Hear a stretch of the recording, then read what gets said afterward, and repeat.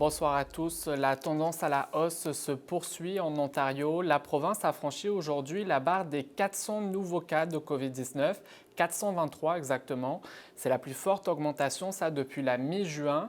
La majorité de ces nouveaux cas sont à Toronto. On enregistre également 6 décès supplémentaires. Et vous le voyez, du côté des hospitalisations, on recense plutôt une baisse de 48 pour un total de 119 personnes hospitalisées. Et c'est dans ce contexte de hausse de cas que les efforts de vaccination s'accentuent. Des autobus vont servir de clinique de vaccination mobile à Toronto et à ses alentours. Ces autobus se rendront entre autres dans les centres commerciaux, les festivals ou encore les événements jusqu'à l'automne prochain. Alors vous voyez sur ces images que ça a débuté aujourd'hui au parc d'attractions Canada's Wonderland. Alors bref, on souhaite vraiment rejoindre les personnes qui ne sont toujours pas immunisées. Some people are saying, stopping by the bus and saying, you know what, we're going to get our vaccine on the way out of Canada's Wonderland. Some people are saying, we're going to get it right now and then we're going to get in there and go on the ride. So really, I think it's a personal strategy for each person that's coming through. But what I would like to offer is that we're here, we're ready, and you can get your vaccine. Et c'est dans ce contexte de crainte également de quatrième vague que le Canada se prépare à accueillir les visiteurs américains pleinement vaccinés, puisque je vous rappelle que la frontière terrestre rouvrira demain. Un soupir de soulagement, vous l'imaginez, pour l'industrie touristique, notamment à la ville frontalière de Niagara Falls. Voici là-dessus le reportage sur place d'Anne-Marie Tricky. Niagara Falls, ses chutes majestueuses, ses casinos et toutes ses attractions. Une ville frontalière qui dépend grandement de l'industrie touristique. Et en ce début du mois d'août, les touristes sont déjà au rendez-vous. Les rues sont bondées de visiteurs venant de partout au Canada. Et à partir de demain, on pourra aussi y retrouver des touristes américains.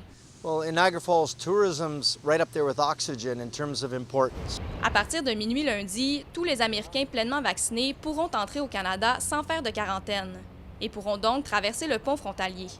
Selon le maire de la ville, un quart des visiteurs à Niagara Falls sont américains, environ 3,5 millions de visiteurs par année. Et l'impact économique est grand. 50% des revenus de l'industrie touristique de la ville en dépendent. So not having the Americans has had a devastating effect on top of an already terribly devastating tourist season. D'ailleurs, ça fait longtemps que le maire Diodati pousse pour la réouverture des frontières. Surtout pour que l'industrie du tourisme puisse profiter de la haute saison pendant l'été.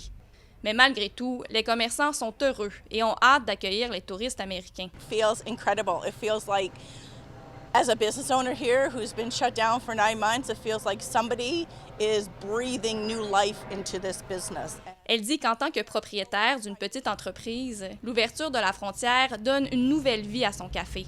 Même son cloche du côté des plus grandes entreprises. To welcome our American neighbors and friends.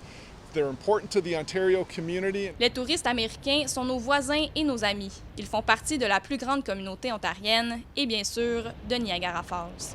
Bien que les touristes américains pourront traverser le pont de Niagara Falls dès demain, les touristes canadiens devront attendre encore quelques semaines. Le gouvernement américain a décidé de maintenir la fermeture de la frontière pour les voyages non essentiels, et ce jusqu'à au moins le 21 août. Ici Anne-Marie Tricky, Radio-Canada, Niagara Falls.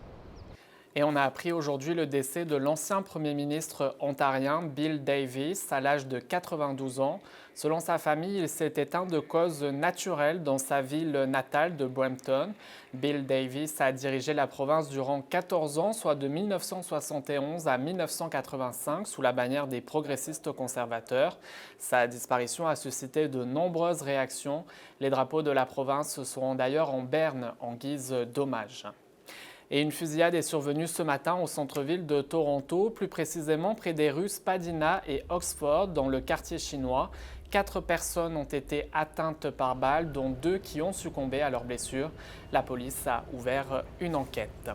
Là-dessus, je vous remercie de votre attention et on se laisse ce soir sur des images des meilleurs moments des Jeux Olympiques de Tokyo qui viennent tout juste de se terminer aujourd'hui. Et ça tient, oui, c'est fait! Oui! Alors, 131 kilos! Et Catherine Beauchemin-Pinard est médaillée de bronze!